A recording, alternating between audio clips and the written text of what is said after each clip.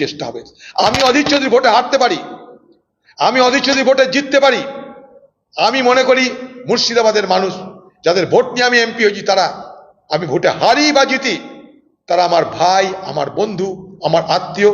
তাদের সঙ্গে আমার আত্মীয়তা, আন্তরিকতা, সম্প্রীতি এবং বন্ধুত্বের সম্পর্ক।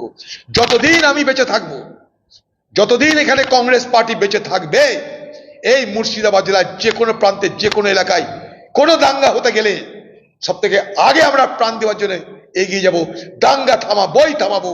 এই কথা মুর্শিদাবাদ মানুষকে বলতে চাই। কোনো প্ররোচনায় পা দেবেন না, যাকে খুশি ভোট দিন, কিন্তু সাম্প্রদায়িক মানসিকতায় কেউ ভোটে অংশগ্রহণ করবেন না।